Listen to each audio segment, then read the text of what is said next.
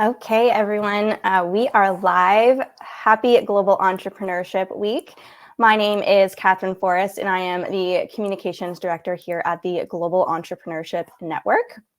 We are a nonprofit that is working to make it easier for anyone, anywhere to start and scale companies anywhere in the world.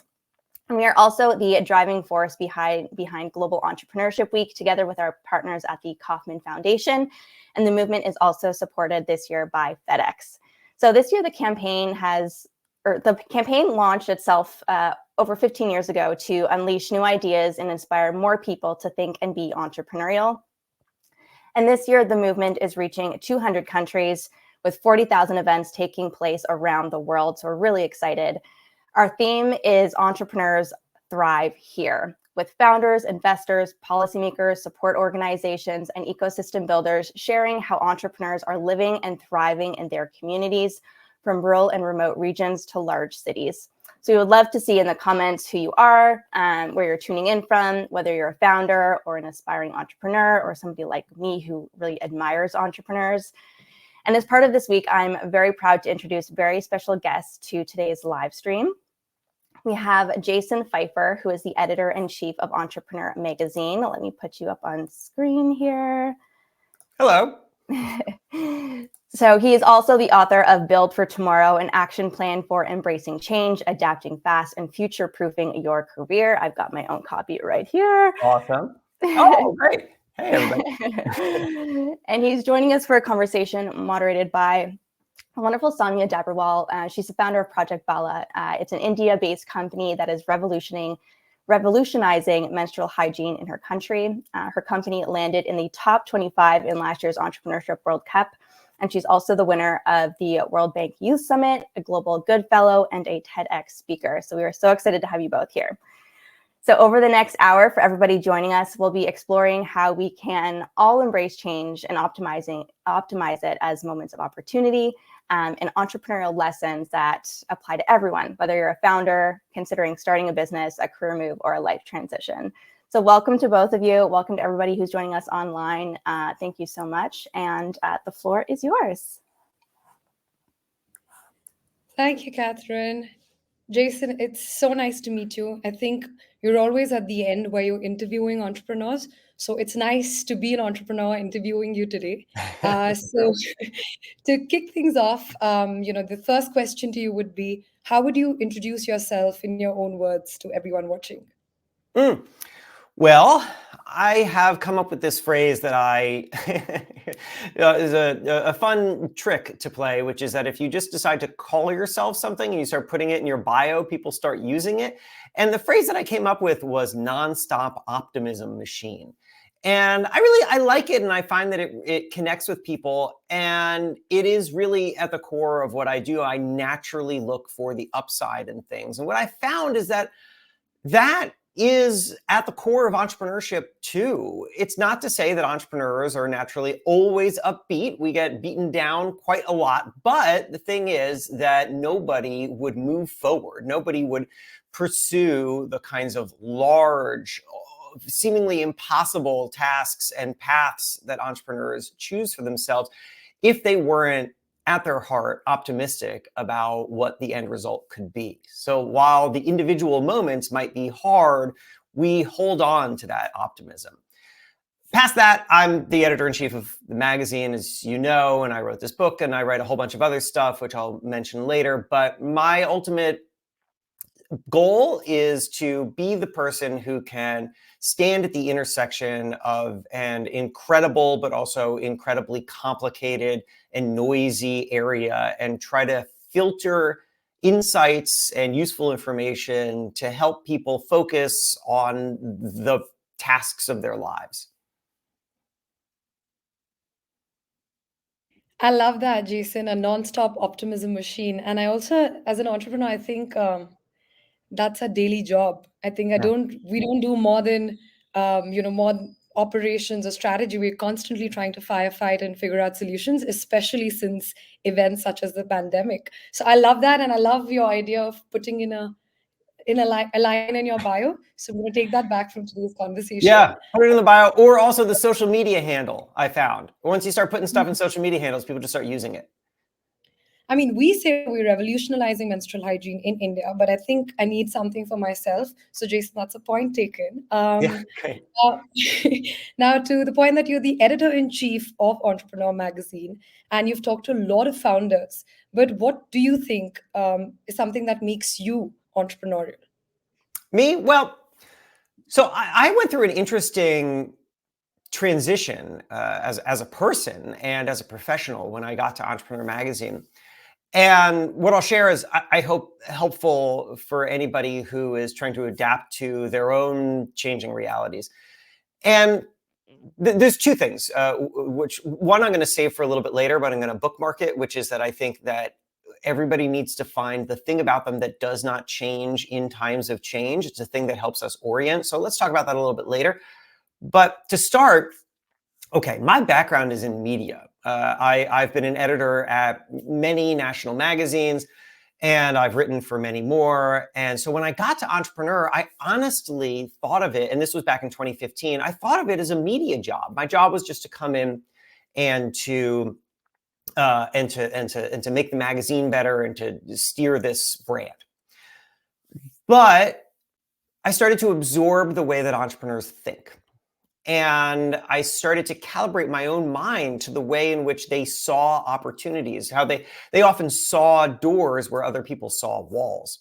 And a big moment for me was, I can't remember, it was many years ago. And my wife and I had written a romantic comedy novel. Like it was published, a major publisher, was called Mr. Nice Guy. It was a romantic comedy. And it was something that we had been working on for a long time, long before I got the job at Entrepreneur. And there were, interestingly, two different kinds of reactions that I got from this book, depending on how I knew somebody. So if somebody was in media, then they would hear about the book and they would say, congratulations, that's so awesome. And if someone was an entrepreneur, they would say, oh, that's interesting. What are you going to do with it? Because I couldn't figure out what was happening, but eventually I did. And what I came to realize is that for people in media, my friends in media, writing and releasing the book was by itself an end goal. But for entrepreneurs, they think of everything as the foundation upon which something new is built. It's a difference between what I came to think of as horizontal thinking and vertical thinking.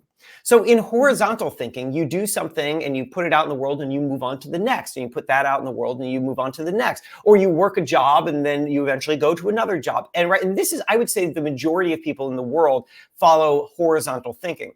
Entrepreneurs do vertical thinking, which is to say that they're always looking for the opportunity that leads to the next one, and they're evaluating the actions that they take based on how well it informs or supports the next goal. And once you start to think about that, you start to think about things in really micro ways. So I'll give you like a small example, which is that years and years ago, when I was just an editor of magazines, I didn't bother to hold on to the contacts that I made because I figured, why would I? I met somebody for one story. I don't ever need to talk to them again. But as an entrepreneur, I came to realize, no, all these people are incredibly useful in ways that you don't know. I started to keep spreadsheets of every person that I'm in touch with. And exhausting as that can be, that's a kind of vertical thinking. It changed the way that I think. It changed the way that I do my work. I now have a company, a media company on the side of Entrepreneur, and I produce all sorts of different revenue generating products. And I really think of myself as a more holistic person, where Entrepreneur Magazine is just one part of the things that I do. Whereas I used to think of myself as just subsumed in an organization. It's been a radical change. Right. No, Jason, when Catherine told me I was interviewing you, I Googled you and I didn't know what all to grasp around the kind of things that you've done. And I think you've given us a peep into your romantic comedy, your media novel, being editor-in-chief of so many different magazines. But on that note, also, I do think that the networks and connections that we've all built as entrepreneurs are so imperative. But also, do you think that it's also an aggregation? Do you think that with time, these connections or these people that you've met randomly open up avenues for you? Have you experienced that? Because that has been my personal experience where, I've probably gonna get an award at an event which is completely unrelated to the work I do, and I run into somebody and that person's opened up a project which has defined the next 3 years of our company, right? Yeah. So have you had such interesting anecdotes that we can share with everyone? Oh, yeah, sure. I mean, look, I think that one of the most important things that you can do is to build and foster a network. And you should be incredibly active about how you support that network. One of the values of that spreadsheet that I mentioned, which just if anybody wants to copy this is, look, you could like pay for a CRM and do this better, but I just kind of hacked it together myself. So I have a Google spreadsheet. I'm looking at it actually right now on the tabs just below, or just in the frame that we're in right now. And it's called Good Contacts. And Good Contacts has a bunch of different tabs inside of it that are broken out. So there's media people, and there's founders, and there's PR people, and there's there's the people I met while I was out speaking. And I go through that a couple times a year and look for who have I not been in touch with in a while, who it would be nice to check in with. Who could I ask? Who could I offer? Hey, do you need anything? Is there any way that I could help? Who at the end of the year should I say thanks for being a friend? And the reason to do this is twofold. And when we talk about networks, I think we need to hold two things in our head at the same time. The first thing is that we should do this because we want to, because we like people, because we like those people, because we're genuinely interested in real relationships. Because if you come across as transactional, people don't want you. They don't like transaction. But the second thing that we need to hold in our heads is that, frankly, look, every person is a resource. And if you surround yourself with good people, then they can become good resources. And so we're at once doing this thing where we're connecting as humans, but we're also thinking about how people can be helpful and useful to us. And I just think it's okay to live in that fuzzy space. So that's exactly what I do. And everybody's got their versions of meeting someone and then 5 years later calling upon them and they help them in this significant way. A little of what you're describing, I think of where you meet someone and they tell you a thing and it takes you on this path is something that I like to call the zigzag path. It's something in the book actually, which is that when it starts with this realization. I was interviewing Malcolm Gladwell years ago, best-selling author, podcaster. And a thing that he told me that really stuck with me was he said, self-conceptions are powerfully limiting. Self-conceptions are powerfully limiting, which is to say that if you have too narrow a definition of yourself and the things that you do and the things that you're good at, you will limit all the other opportunities that don't seem to fit that narrow definition. Self-conceptions are powerfully limiting. And I've really tried to internalize that and think about the different ways in which new opportunities could lead me in new directions. And what I find is that once you give yourself that freedom and flexibility, you end up creating a kind of zigzag pathway of your career where you do something because it feels like it fits a core mission of yours. And maybe it leads you to this moment over here where somebody introduces you to something, and then that's going to send you on this path, and then you're going to create something and it's not going to work exactly as you hoped, but actually it turns out that it opens this other opportunity and you end up over there. And this is how our careers go, and they don't seem to make sense from the outside, but internally they do. And I want us to keep ourselves open to that possible zigzag pathway, because it's really the only pathway forward. I mean, anything that you do now, the incredible work that you do now, doesn't necessarily mean that you'll be doing it in the same way in 5, 10, 15 years. It'll probably be radically different. And that's because, and if you're still in business, that's because you've given yourself the freedom and the flexibility to be open to how this work could evolve and change and how this company could evolve and change. I think the worst thing somebody can do for themselves is have a hyper-specific vision of what they do and hold to it against any other output. Right, I completely agree with you, Jason. And on that note, I would like to also share a little bit more about what I do to give you a bit more context of where I'm coming from. So I run a company called Project Bala. We're manufacturing reusable menstrual products for rural women and girls across India and Nepal. So, I mean, it's shocking that still today, almost 60% of women and girls are using old rags or sand as menstrual absorbents. Wow. And, when I started the company 6 years ago, we started with the mission of education. So we were only educating women and girls about better alternatives. Then someone connected me to the idea of a product. And that's when we integrated the product. And today, 90% of our revenues is the product. And 10% comes from then someone else connecting me to a women's entrepreneur network at the grassroots level and saying, hey, why don't you sell your product through these networks, right? And I had started with the mission of just creating absolute normalization of the conversation, which is super tabooed and, covered in stigma across India. So this zigzag path, I'm halfway through your book, Jason. It's the biggest festival in India right now. It's Diwali. So we've not had the time to actually sit down and go through it. But Totally fine. I cannot compete against Diwali, so that's fine. Yes. So, the zigzag is exactly what every journey of an entrepreneur looks like. But to pull ourselves back to your journey, I think you started working at Entrepreneur Magazine in 2015. Was curious about how this experience has shaped your perception of innovation in the field overall and of change at a more granular level. Well, I think that the thing about, so let's take them both, innovation and change. So innovation, I think that people who are outside of business have a view of business and innovation and creation as something that I think that people, they imagine the aha moment. Aha, I have it. And I think one of the barriers to entry for entrepreneurship could be that they're waiting. People are waiting. I mean, look, we are right now probably talking to people who are entrepreneurs and people who aspire to be entrepreneurs, or who maybe are carrying around some idea and have never executed it. And one of the barriers to entry, I think, for people is that they're expecting that aha moment, that incredible insight, or that advantage that they see other people have. And to them, innovation is this spark of creativity. And once you start immersing yourself in the world of entrepreneurship, you discover that that's not true, that there aren't really aha moments. What there are a long series, sometimes not even a perceptible series, sometimes not even a conscious series of very small realizations and recognitions of problems and opportunities. And people often come up and ask me when I go and speak to, let's say, colleges or, or people who are just desiring to start entrepreneurship, and they say, where do I get an idea from? Where does my business idea come from? And my answer to them, which I've learned from entrepreneurs, is don't start with where's my idea. Start with where's a problem to solve.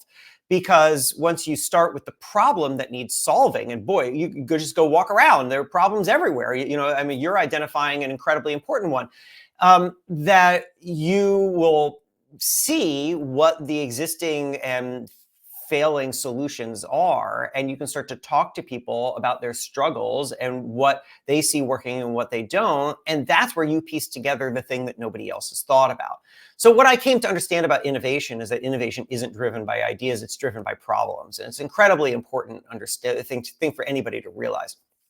Change has been something that I've really immersed myself in. And the reason for that is because I came to realize that the most successful people have a unique relationship with change. They understand what change means to them, and they understand how to navigate it. And it feels personal.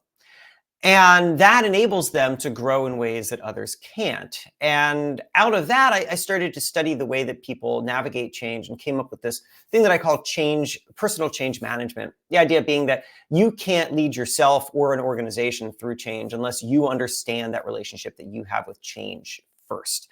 I cannot underscore the importance of this enough, because I think really that the thing that divides people between people who can go on and have long and successful careers or journeys in entrepreneurship and people who can't is this ability to be adaptable, because the willingness to go in with an idea of what you want to do, but then be willing to discard or evolve that idea, or to start from scratch, or be okay with something absolutely failing, but then still try to figure out what you can draw from it.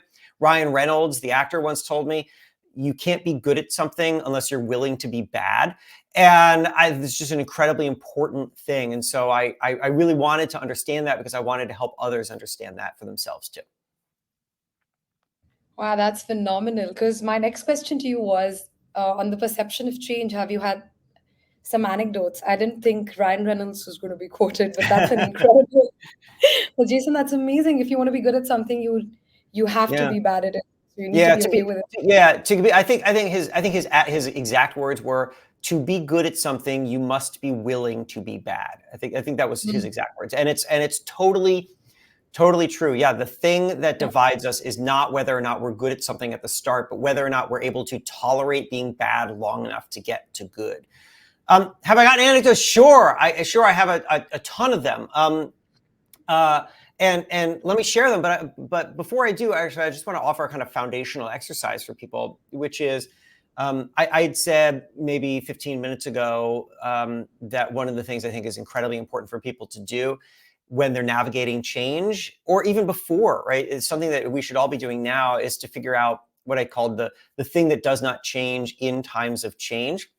So what I would invite you to do is, and for what it's worth, this isn't a sales pitch, but there's like a whole chapter on this in the book with a long exercise, but just to keep it short for here, what I would ask you to do is to think about a mission statement for yourself. Like if you're watching this right now, think about a mission statement for yourself. It should be a short sentence. The first word is I, and then every word after that, incredibly important, every word after that, carefully selected, because none of those words are anchored to something that's easily changeable. So, for example, I know that sounds abstract. So, for example, I used to identify, my identity for myself was, I'm a magazine editor. And that's how I saw my career. That's how I chose the next opportunities. I'm a magazine editor. The problem with that is, well, there are many problems with that. Number one is, what if I don't like my magazine job? And I'm afraid of leaving, because if my identity is I'm a magazine editor and I leave a magazine, then I've given up my identity. What am I? I'm nothing. And so as a result, I might stay, and this is a true story, I might stay in jobs that I was not happy at for far too long, feeling miserable and bitter because I didn't want to challenge my identity. Here's what I think of for myself now. It's not I'm a magazine editor, too easily changeable. Because I mean, look, this is my phone. Here it is. My phone. Those are my kids on my phone. And you know who has this phone number is a guy named Bill Shaw. He's the president of Entrepreneur Media. I don't own it. It's not my company. I'm just an employee. Bill is my boss. He's the president. He could fire me by calling this phone number at any time. He could do it right now, which would be really weird, but at least we'd have it on tape. But he could. And if my identity is I'm a magazine editor, then I'm one phone call away from losing my identity. That's a terrible place to be. But that's often the place that we all put ourselves in, where we shape our identities around these tasks that we perform, these roles that we occupy, things that are very easily changeable. So how's this? My mission statement became 7 words. I tell stories, putting it in front of my shirt so you can see them. I tell stories in my own voice. 7 words. I tell stories in my own voice. Why? I tell stories. Stories, not magazine stories, not newspaper stories, not podcasts, because all of that stuff is easily changeable. But stories is what I'm doing with you right now. And stories is what I do when somebody hires me to stand on stage. And stories is what I do when someone asks me to consult for their company, and I come in and I tell them stories of other entrepreneurs who have done things that are similar. Stories can be expandable. Stories are anything. In my own voice is me setting the terms for how I want to operate at this stage of my career. I run people through an exercise to get to that when I speak at events, for example. And I'm fascinated by what people tell me, because these seasoned, it could be very seasoned people, will spend a lot of time thinking about it, because they often don't step back and think about the mission statement for themselves, think about it for their companies. They don't think about it for themselves. And then they tell me things like, I solve the most complex problems. I help teams achieve greatness. There was a woman who I recently met who built a consulting business, and her identity was really tied in that up in that consulting business. And she's put that on pause because she had a child and she wanted to be at home raising her child. And she said, though, motherhood is incredibly rewarding in its own ways, she's felt lost at times because her identity used to be this as a consultant, and now she doesn't really identify as like a full-time mom, even though that's what she's doing.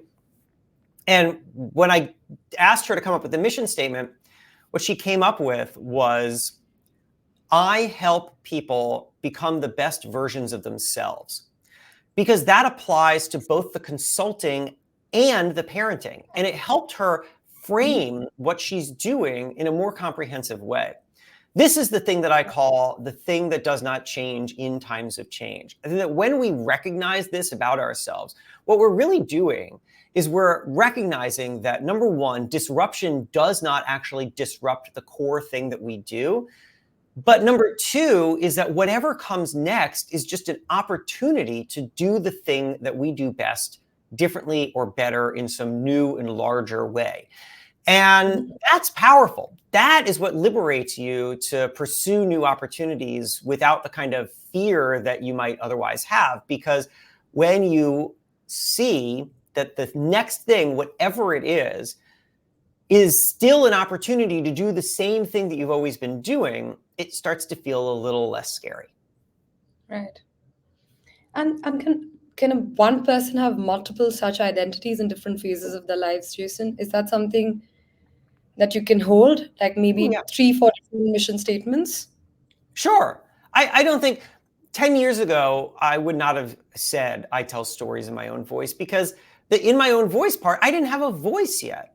10 years ago, I was earlier on in my career, and I didn't have a distinct understanding of what it was that I was doing or what I had to offer. And so I was speaking in other people's voices, which was fine. It was me learning different styles of magazine writing. And it was, and so it evolves and it changes. Just because we're finding the thing that does not change in times of change doesn't mean that that can't evolve too. You shouldn't feel like by going through this exercise, you're anchoring yourself to something that can literally never change.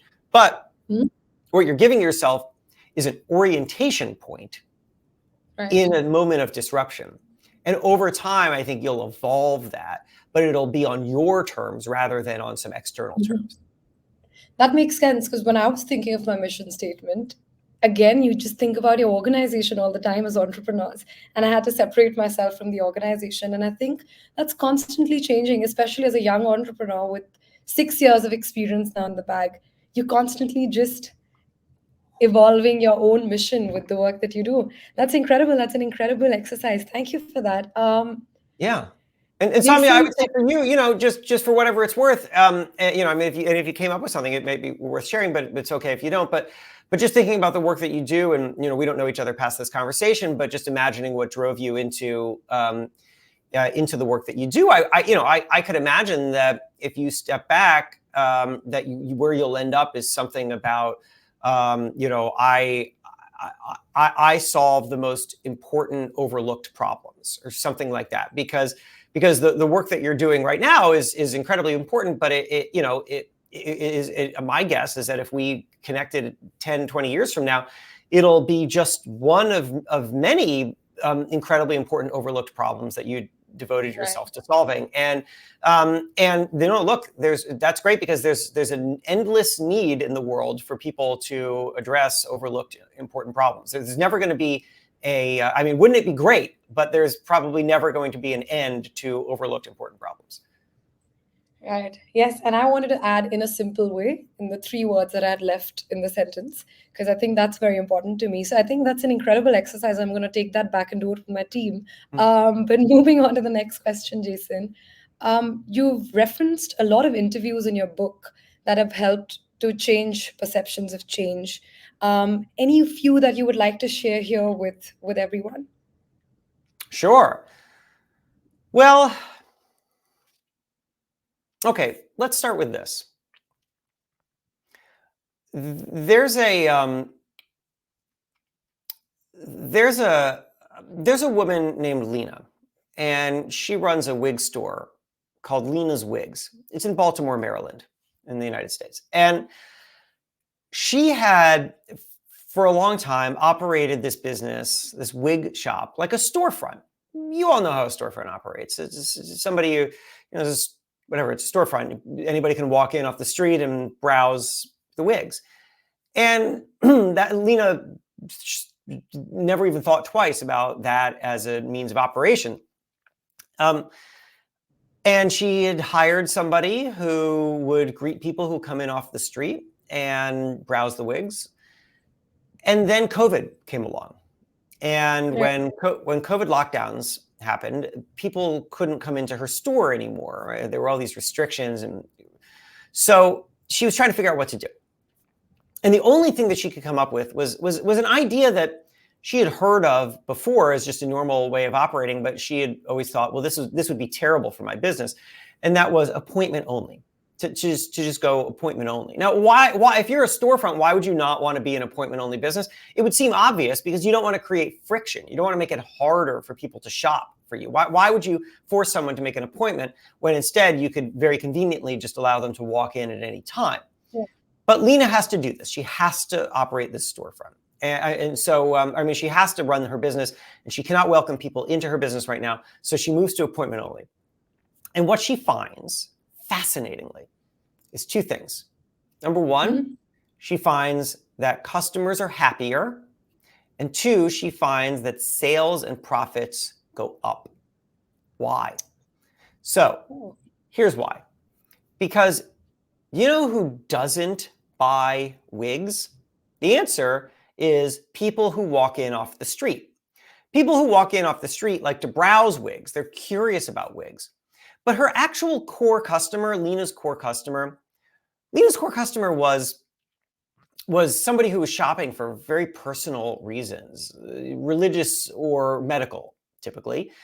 And those people are far happier making an appointment and doing this experience of shopping for a wig, not surrounded by a bunch of randos who walked in off the street. So here you have this situation where Lena had hired a person to greet people who come in off the street and do not buy wigs at the expense of the people who actually do buy wigs. And she didn't know this until she went appointment only and found that her expenses went down because she didn't need that other person anymore. And she was now able to more directly serve the people who wanted to be served in the way that they wanted to be served. And when Lena realized this, she realized, oh my gosh, there's an entirely different way to operate this business, a better way.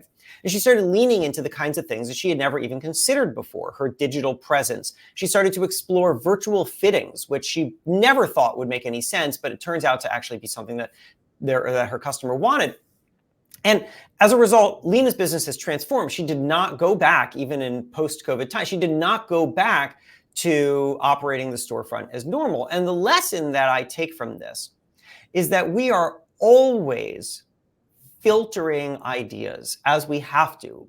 You and I, we don't have the time during the day to explore literally every idea that we have or every suggestion that's made to us. It's not possible. We have to make some kind of filter.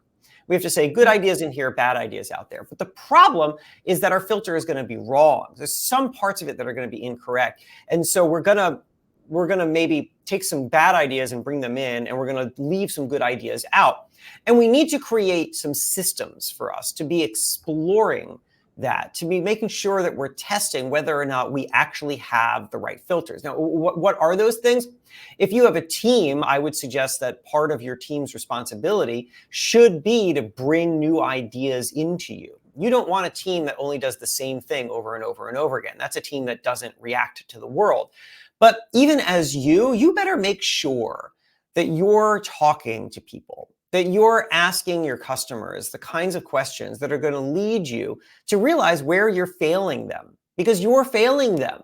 Doesn't mean that you're failing them all the time. Hopefully you're succeeding most of the time. But if you are not fulfilling something that you could be fulfilling for them, then in some way or another, you're failing them. They have to turn somewhere else for that. And asking people things like, how could I do this better? Or why don't you recommend me to others, or whatever? Like, asking these kinds of questions where you're very appreciative of their business, but also, what are your other problems that I can be solving for? Or just being attentive to the things that people are turning to you for or asking you for will give you these ways to understand how you might need to reconsider the impossible, to reconsider the things that you thought were impossible. Lena thought appointment only was an impossible, stupid idea. It turns out to be the thing that transformed her business. We all have versions of that, and we cannot be complacent. We have to be looking for them. Nobody will bring that stuff to us, so we need to be very actively testing it ourselves. That's amazing. Jason, and also creating the room for that test is so important as entrepreneurs in the business. Sometimes we get so consumed just running the day-to-day operations of things. I think, like, for example, for Lena, that external stimulus was important. I think sometimes that's also important for all of us, where we have to just challenge ourselves or allocate some space for brainstorming or just doing something that we wouldn't ordinarily do. And that's incredible. Jason, can you walk us through the 4 phases of change that you gleaned from interviewing some founders in your journey? Yeah, sure. So what I found is that everybody, look, it's like, if we're going to be talking about change, it's really important to talk about how change feels, because we have to locate ourselves in that experience. And I found that no matter how experienced you are, everybody goes through change in the same 4 phases. Number 1 is panic. You felt it. I felt it, probably feeling it right now in some way. And that's natural. Let's be clear. I mean, panic is probably the most recognizable phase. It's also the most natural. Decades of psychological research have confirmed what's called loss aversion theory, which is to say that our brains are programmed, our human brains are programmed to protect against loss more than to seek gain. And so it will often drive our decision making in ways that aren't exactly logical towards our goals. But it makes sense when you see that we're often filtering our decisions based on whether or not this protects against losing a thing I have versus taking the risk to pursue something better. And so when we think about what that actually means, think about what happens when we perceive change and we have a natural aversion to loss.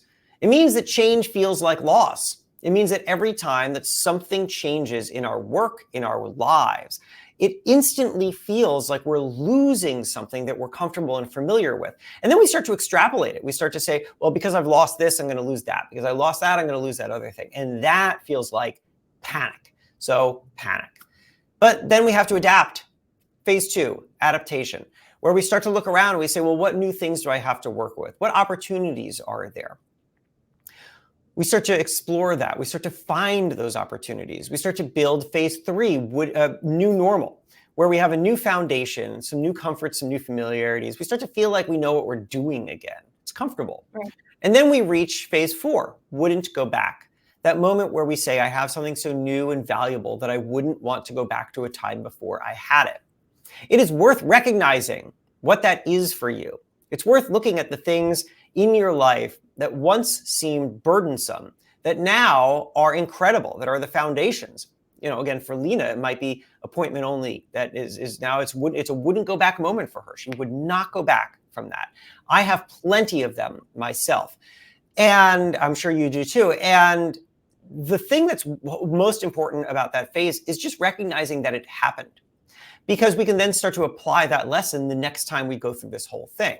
Because if we go into some big change, knowing at the other end of this is going to be something that I am going to find incredibly valuable in my life, well, then it makes it more worthwhile. I mean, just like a tiny little thing for me here. I'm gonna just throw this up. Am I able to make this change? Let's see what happens. Yep, look at that. Okay, so I just changed my whatever. I can't figure out how to point to it. My underneath my name to this link, which is to my newsletter. So I just launched I just launched this newsletter premium. So I have this newsletter and it's called One Thing Better. Each week, one way to feel successful and satisfied at work and build a career or company you love. I've been running it all year. I've got 45,000 subscribers. I get incredible personal emails from people responding to the things that I share. Last week, I launched a premium version of the newsletter. And I was hopeful that a lot of people would subscribe. And because, I know I'm creating value. People have been responding to the free newsletter.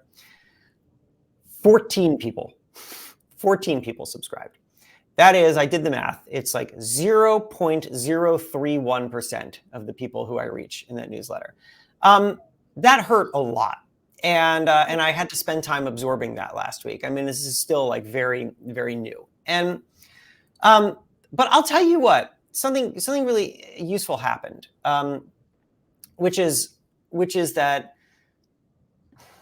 So first, this is because it's so new. I don't have like a way of speaking about this yet. It's like, so like first I panicked, right? I just totally panicked, and then I was embarrassed, and then I was just sort of sitting with it. And then I went to LinkedIn and was just trying to like distract myself and like reading people's posts. I don't know why. And I came across this post from this woman named Kara Golden, who I'm friendly with, who founded Hint Water.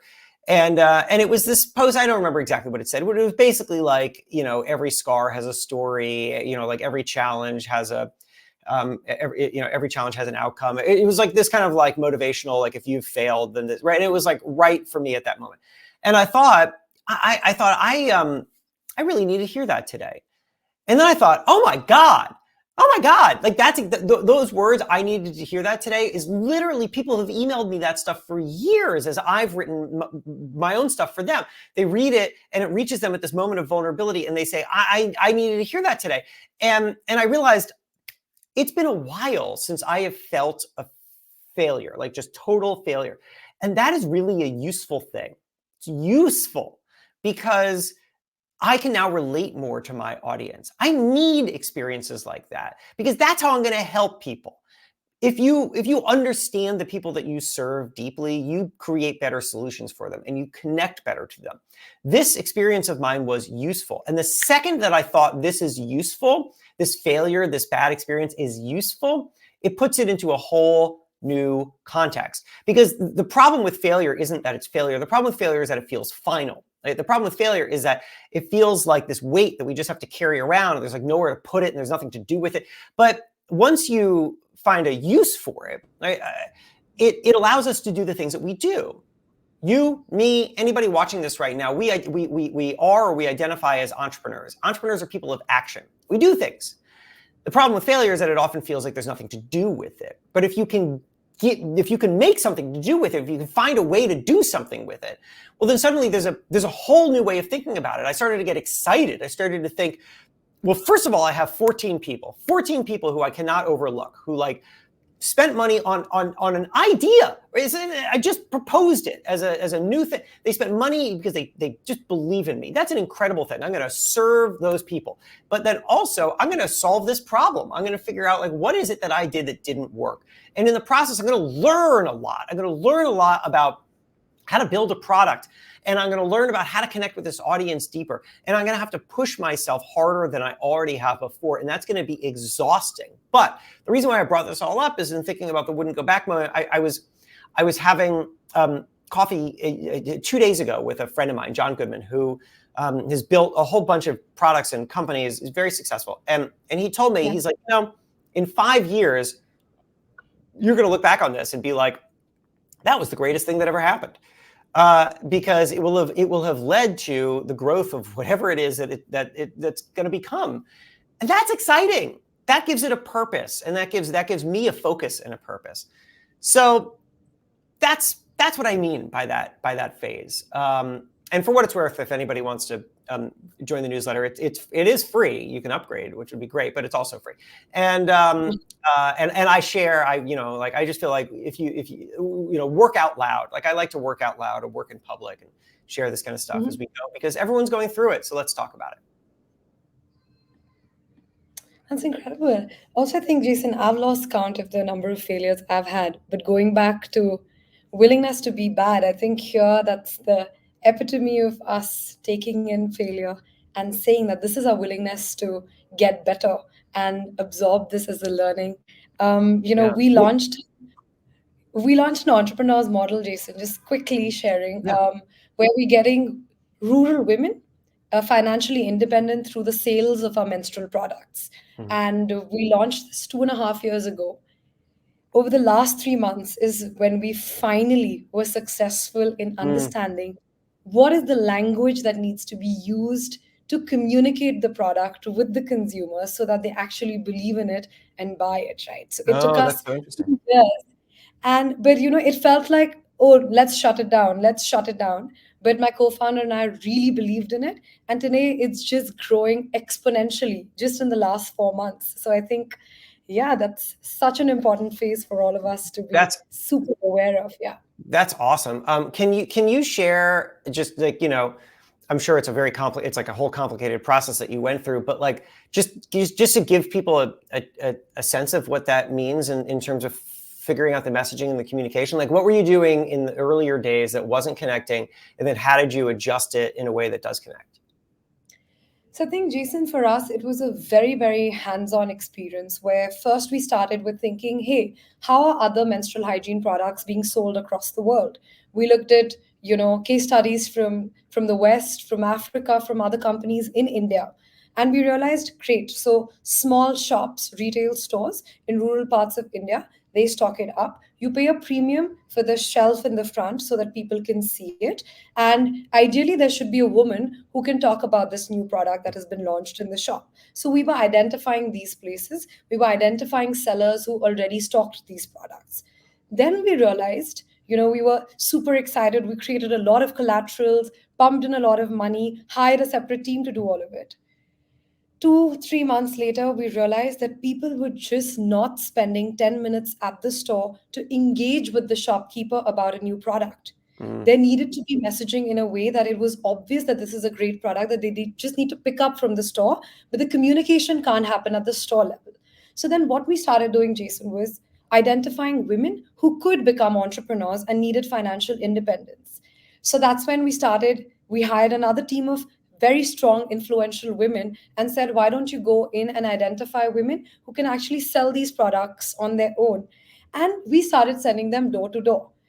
They started going door to door with these new products and saying, hey, we've got this offer. And it's a great product. It's new, it's reusable menstrual hygiene products, which will last you 2 years. It's saving you a tenth of the price that you're currently paying. And we realized that sales were still not picking up. Then one of our entrepreneurs did something, which was held a community gathering where she got 25 to 50 women together, and she just started talking about the problems they had as women trying to manage their periods in the villages that they lived in with the kind of resources that they had. That created a community, that created a conversation around, hey, this is a problem, what have you been doing, what have you been doing, which is where this entrepreneur plugged in the product. So we found our star entrepreneur who gave us the way to move forward, where this feeling of community, of, of course, it's extra expensive getting people together in one place, spending an hour, 2 hours, talking to them about their period problems, and then plugging in the product in the end. And that's what seems to be working. And the other thing that we realized was that instead of identifying women on our own and making them entrepreneurs, why don't we piggyback on existing networks? So today, what we do is, instead of going to retail stores or identifying our entrepreneurs, sending them door to door, or spending any money on advertising, we identify existing women entrepreneurs networks, ask them to hold community gatherings where they can talk to them about these products, these problems that they're facing as women around menstrual health and hygiene, around period management. And then they plug in the product in the end, where everyone just loves the idea of the problems that that product is solving for them, and they immediately take to it. So I think that was a iterative process for us, because the immediate thought was, hey, what are the big guys doing? But it didn't work for a product such as ours. So that has been our learning when it comes to our entrepreneurs. Oh, well, thanks for sharing that. That's awesome. And like just a perfect encapsulation of what it means to iterate and to better understand not just the audience that you serve, but the way in which they are most comfortable interacting with the thing that you want to engage them on, right? I mean, right? To think we often have this. I think we make this mistake. I've certainly made it many times myself, right? Where we think, the thing that I make is so great that people will spend all this time understanding it and like exploring it, right? Which is why, or one of your earlier theses was, get it into the store. People will come in, they'll like have a conversation, but people have busy lives and not necessarily going to do that. I think that what we were talking about failure, which is what got us to this, and just something that I want to flag in your story is that what you're really describing is a perfect way of thinking about failure, if you want to call it failure, right? Like you would try these things and they wouldn't work. Failure as data, right? Like if we think about failure as data, as not failure at all, but it's really data gathering. It's really you gotta. The only way to learn about whether or not something works is to just do it. You run an experiment, functionally speaking, and you see what happens, and then you learn from it, and you build that insight into the thing that you do next. At that point, you're not failing at all. There was never any failure. What there was a series of experiments that ultimately allowed you to gather enough data to do the thing that works. And that is the process. I agree. I think we're sitting on a treasure trove of data then, Jason, with a number of failures that we've had. But my last question to you before we can open up questions to maybe the audience is that in addition to your role at Entrepreneur, you also have a podcast called Help Wanted, where entrepreneurs write in with questions that you get answers on your show for. So what is the most commonly asked question that you get from entrepreneurs? So by the way, if we have questions, I'd love to take them. Also, I saw for like a hot second, somebody's comment was flashed up there, which was treat those 14 people like gold. Couldn't agree more. That's like exactly the thing to think. But you know what? But what's funny is that it takes a second, right? It takes a second. Because first you're like, oh, only 14. And that, I think that's so natural. And then you have to go, no, wait a second, 14, like 14 people, which is not to be overlooked. Like that is an incredible thing. So anyway, thanks for that. The questions that we get are often oriented. So the show is called Help Wanted. You can find it on any podcast platform. And it's me and my co-host, Nicole Lappin, who's a best-selling money expert. And we generally bring people on the show who have some kind of problem, that we talk them through it. And a lot of the problems are in some way or another about unfulfillment. I have this idea and I can't figure out how to execute it. I don't feel like I made the right decisions in my career. I've always wanted to do this, but I can't find the motivation to. I think that people carry around a lot of unfulfillment. And a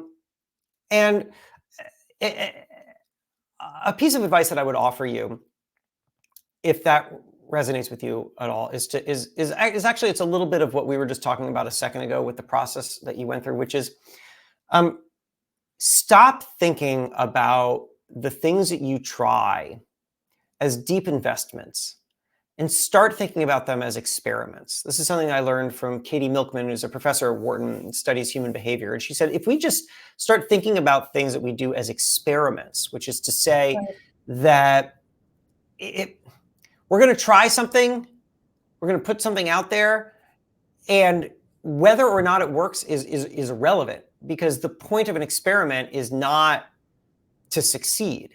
The point of an experiment is to learn. And so when you do a scientific experiment, it kind of literally doesn't matter if it works or if it doesn't work, because the point of it was just to see what happens. And then you can adjust along the way. And if we start to think about these things that maybe we're unfulfilled by because we've been afraid to try, because we don't know if it's going to work, we don't know how much time it's going to take, we don't know whatever. If we just start to think of it as an experiment, maybe even set some terms for the experiment. I'm going to do this for 3 months. I'm going to see what happens. And then after 3 months, I'm going to evaluate whether or not it's worth doing for another 3 months. At that point, we start to give ourselves the space to explore because we lower the stakes. That's fantastic. I think that's a learning for all of us. I think we've, not by choice, but just by the fact that we've had so many failures, we've had to experiment and grow and find our way, especially when you're working so hands-on with communities. So, but Jason, you've definitely gained one more paid subscriber today. So please treat all 15 of us as gold. And it's been incredible chatting with you. I've wrapped up my questions for you, just waiting to see if we have any questions from the audience. You can drop it in the comments. In the meantime, Jason, if there's anything that you would like to say to end the conversation with.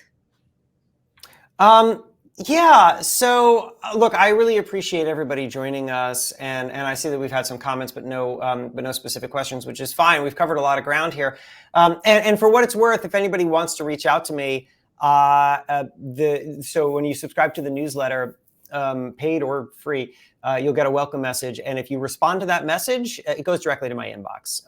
And so I get everything, and it may take me a week or two to respond, but I do read and respond to everything.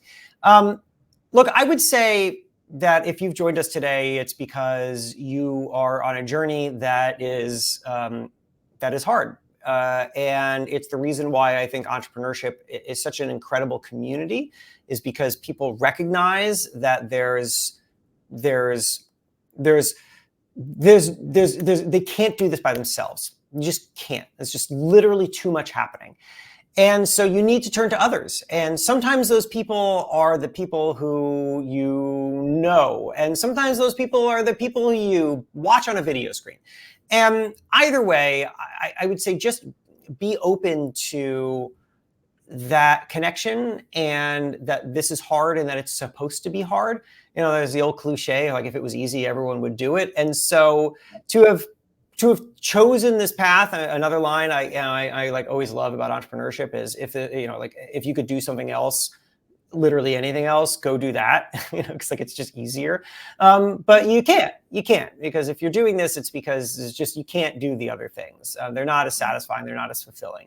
And that means that you got to pay the toll. And the toll is that it's hard, and that it's lonely, and that it requires a kind of constant reinvention of how you do things, and the way that you relate to people, and the things that you need. And the things that you need today may be very different from the things you need tomorrow. And that's like just okay. That's just kind of how it is. And so I would encourage you to not be discouraged by that, and to embrace it, to see it as an exciting part of that journey.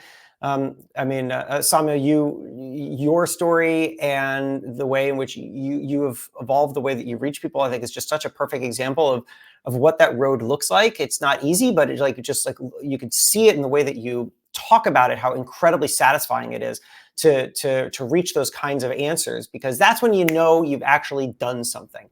Right? There's just a difference between an idea and an execution, and so.